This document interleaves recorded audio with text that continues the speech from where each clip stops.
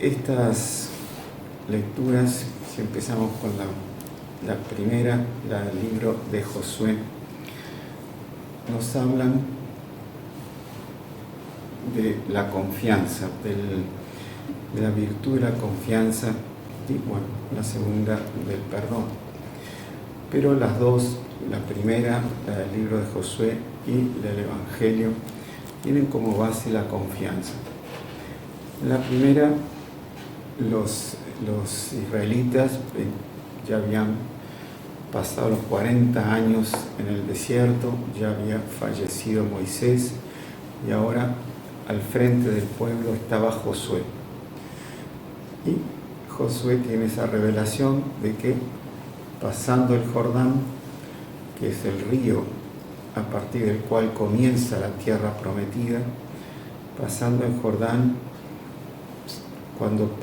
cuando primero pongan los pies sobre las aguas del Jordán, los sacerdotes llevando el arca de la alianza, donde estaban las tablas de la ley, ahí el agua del Jordán iba a parar, el agua que venía de arriba se iba a hacer como un dique, como una represa, las aguas que iban para abajo iban a continuar su camino y iba a quedar un paso seco por los cuales podía pasar todo el pueblo. Y bueno, los israelitas tuvieron que pasar esa prueba de confianza en lo que Dios le había dicho a Josué y pasaron ahí al frente de la ciudad de Jericó, que luego ellos van a tomar la ciudad. Y ahí comienza la vida de los israelitas ya en la tierra prometida. A partir de ahí ya no cae más el maná y ya los israelitas pueden hacer sus cosechas y sus producciones propias. Y es impresionante porque el maná llega hasta el momento en que ellos pasan el Jordán y se instalan en la tierra prometida, la tierra que manaba leche y miel, de tanta abundancia de cosas que tenían. No era que manaba leche y miel, sino leche y miel es lo que se le daba a los niños, los judíos, a los bebés para fortificarlos. Entonces era una expresión, como una cosa así de que manaba leche y miel, o sea, que tenía todo tipo de frutas y de productos que hacían saludable la vida, por eso decían que manaba leche y miel. Y vemos en el Evangelio en que Jesús nos habla del perdón. Y vemos que como que para perdonar también nosotros debemos tener confianza en la voz de Jesús, en las lecciones que Jesús nos da. En esa época la ley que regía las relaciones humanas era la ley del talión, la ley del ojo por ojo, diente por diente. O sea, si yo le doy una bofetada a uno, el otro tiene el derecho de darme solo una bofetada. Si le doy dos, tiene derecho a dos. Entonces, es una ley bárbara porque se basaba en la venganza, pero era la ley corriente entre los judíos y entre los pueblos de la antigüedad, que fue una ley que se puso como para frenar la crueldad en que se vivía en esa época. Porque podía darle, si daba una, podía dar una, pero no podía dar más, o sea, la pelea tenía que parar ahí. Pero bueno, era una ley completamente pagana, una ley completamente bárbara, y se daba para todo tipo de exageraciones, incumplimientos de la ley. Y por eso San Pedro, que está escuchando durante todo este tiempo las alocuciones de nuestro Señor Jesucristo, que siempre hablan del perdón, como muchas veces del perdón, entonces San Pedro quiere saber hasta cuántas veces tiene que perdonar, de acuerdo con la ley del talión y de acuerdo con la ley de nuestro Señor Jesucristo. Él pensaba que habría un límite, ya que la ley del talión ponía el límite: tanto me pegaron, yo devuelvo la misma cantidad. Entonces, hasta 7 veces le pregunta San Pedro. Y nuestro Señor Jesucristo le dice hasta 70 veces 7. O sea, siempre tengo que perdonar. O sea, serían 490 veces perdonar. O sea, el número 7 en la Escritura significa totalidad.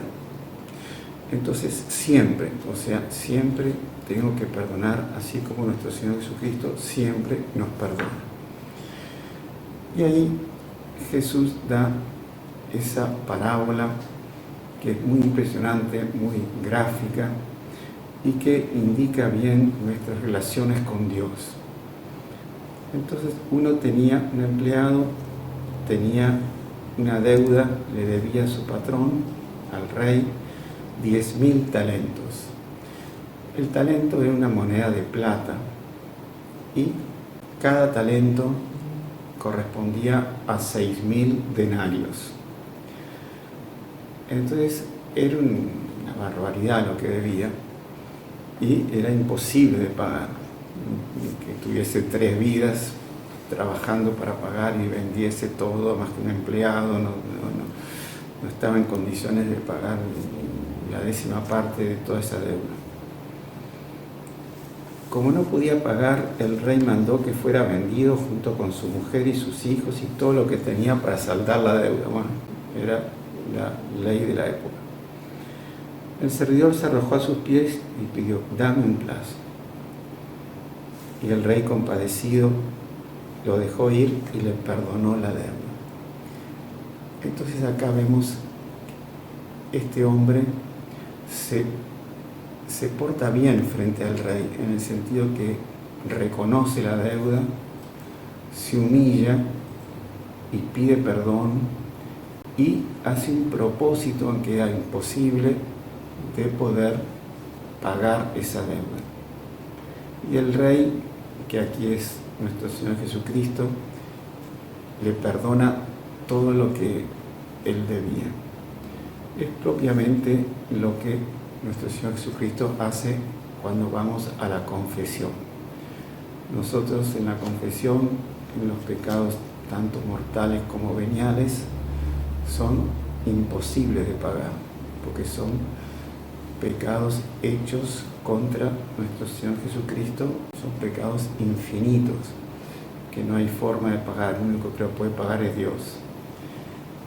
Y ahí nosotros nos humillamos, reconocemos lo que hicimos, pedimos perdón y hacemos lo que se llama el propósito de enmienda, sin el cual no hay perdón. O sea, el deseo de mejorar, el deseo de conducirnos de una forma diferente a lo que hicimos. Teniendo ese dolor de los pecados, teniendo la humillación, confesando la verdad entera y con ese propósito de enmienda, Dios nos perdona todos los pecados. Es lo que nos pide en cada confesión. Pero este hombre de pronto sale y ve a un compañero al cual ese compañero le debe a él 100 denarios. 100 denarios, si un talento eran 6.000 denarios y este debía 10.000 talentos por 6.000, no sé, da una cifra de millones, ¿no? Me acuerdo que en un sermón de Monseñor John Clan comentando este evangelio, él calculó así medio por arriba, hoy serían 20 millones de dólares. Y en esa época 10 millones, serían 10 millones de dólares. Eran 20 millones de reales la moneda brasileña. Y, o sea, es una cosa impagable, una cosa y el otro le debía solo 100 denarios, o sea, le debía que, no sé, vamos a ponerle 10.000 pesos, una cosa así, unos vintenes. Y el otro le da tanta rabia que lo quiere matar, porque se lo estrangula, lo quiere y dice, págame lo que debes. Se arrojó a los pies y le suplicó, dame un plazo, lo mismo que él. Pero él no quiso, y lo hizo poner en la cárcel hasta que pagara todo lo que debía. Bueno, eso es propio de lo que nos pasa a nosotros en nuestra vida común terrenal. Tenemos roces, tenemos entredichos, tenemos peleas, y que son mínimas con respecto a nuestros pecados frente a Dios. Son algunas cuestiones que nos hieren nuestro amor propio, nuestro orgullo, o también puede ser una injusticia que tenemos, pero es completamente mínima con respecto a todos los pecados que se cometen y que cometemos a Dios. Pecados mortales, pecados veniales, imperfecciones. Entonces, nosotros, si Dios nos perdona esos 10 millones de dólares, ¿cómo no le vamos a perdonar al otro que nos hizo una herida, nos lastimó en algo, el amor propio, etcétera, que corresponde a 100 denarios? Lo que pasa es que el amor propio es tan grande nuestro que ese 100 denarios nos parece una cosa enorme, y como amamos poco a Dios, la ofensa a Dios de los 10 millones de dólares no nos parece, no nos inquieta. Entonces, nosotros debemos, así como Dios nos perdona, nosotros debemos siempre perdonar a nuestro prójimo. Y muchas veces las personas se preguntan, bueno, ¿yo me salvaré o no me salvaré? Bueno, acá tenemos un punto para saber si nos salvamos o no nos salvamos. Si alguien que me hizo alguna injusticia, yo quedo resentido, yo quedo con rencor frente al otro, eso significa que Dios no me va a perdonar, porque no perdoné a mi prójimo. Entonces, si yo mantengo en mi conciencia, en mi alma, esos rencores, ese fruto del amor propio herido, ahí no estoy bien con Dios. Ahí yo tengo que abandonar esos rencores. ¿Cómo abandonar esos rencores? Una vez un sacerdote me dio un consejo que para mí fue de oro. Yo tenía un problema con una persona y me fui a confesar de eso, y el sacerdote me dijo, pero usted está rezando por esa persona. Y yo dije, no. Entonces empiece a rezar por esa persona. Va a ver que a medida que usted va rezando por esa persona, ese rencor, esa rabia, ese egoísmo, ese resentimiento, se le va a ir yendo. Y usted va ganando méritos y va ayudando a la otra persona porque va rezando por esa persona. Y dicho y hecho, ¿no? Lo mejor para empezar a acabar con los rencores y con esas rabietas, malhumores, es rezar por la persona que me habría lastimado en mi amor propio. Y perdonar, olvidarse de esa falta, olvidarse de esa agresión que sufrí. Porque así como Jesús se olvida de los pecados que nosotros confesamos, bien confesamos, también nosotros debemos olvidarnos de las faltas que nos hacen a nosotros. como Jesús dice ahí, aquí. Entonces dice, lo mismo hará también mi Padre Celestial con ustedes si no perdonan de corazón a sus hermanos. No es cuestión de perdonar con una fórmula de educación, sino perdonar de corazón. O sea, concretamente esa falta no existió. Entonces, hoy celebramos la misa de Santa Juana Francisca de Chantal. Ella fue casada, era de la nobleza francesa, el marido murió en una cacería, ella tuvo 6 hijos, y de pronto el suegro la obliga a ir a vivir al castillo que tenía el suegro, o sea, el padre del esposo.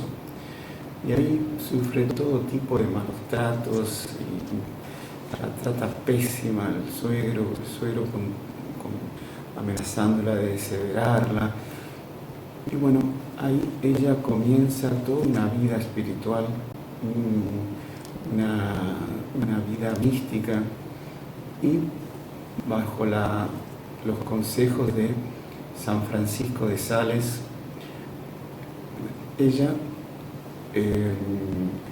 renuncia a toda la vida del mundo. Ya los hijos ya estaban encaminados en la vida, y ahí forma ese pequeño grupo de la Orden de la Visitación de Santa María. Se le llama Salesias también porque el cofundador de la congregación fue San Francisco de Sales. Esto más o menos por el siglo XVII, 1600, o fin del 1500. Ella era contemporánea de Santa Teresa de Ávila, San Francisco de Sales, de San Vicente de Paul, de tantos otros, de San Juan de la Cruz, de tantos santos que hicieron la contrarreforma contra el protestantismo que ya había estallado en Europa. Y ahí comienza todo un principio. Ellas tenían parte de vida pública y otra vida de recogimiento, pero por instancias del obispo de la zona, en Annecy, lo que era la Saboya, hoy Francia, y comienza la vida contemplativa del claustro. Y ella tiene mucha vida mística, y ella manda cartas, sobre todo de dirección espiritual, a sus hijas espirituales. A la muerte de ella tenía más de 80 conventos fundados. Cuando ella va a París a fundar el convento, ahí ella se dirige espiritualmente con San Vicente de Paul, que estaba en París. En esos 3 años en París, San Vicente de Paul fue su director espiritual.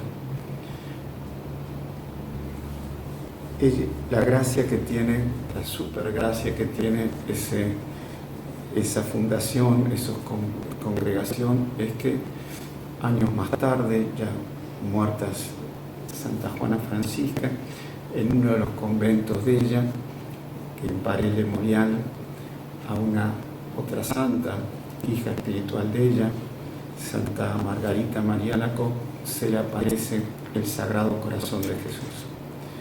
Y ahí da todos los mensajes a Santa Margarita María, y comienza toda una gran devoción al Sagrado Corazón de Jesús, primero en Francia, y luego a partir de Francia se expande para el mundo entero hasta hoy. Entonces, pidamos mucho a Santa Juana Francisca de Chantal, que también sufrió muchas injusticias en su vida, que nos ayude a perdonar a nuestros hermanos que de alguna forma nos hicieron alguna injusticia o nos lastimaron en alguna cosa. Y pidamos la gracia esa de perdonar de todo corazón, como dice como dice el Evangelio. Bueno, pidamos al corazón de Jesús que nos dé, que representa la bondad y el perdón, que nos dé esa gracia de perdonar siempre como Dios, como Jesús nos perdona siempre. Pidamos esa gracia a través del corazón de María. Ave María Purísima. Y si le gustó el video, no se olvide de inscribirse en el canal, dejar su like y activar las notificaciones en la campanita para no perderse ningún video del canal.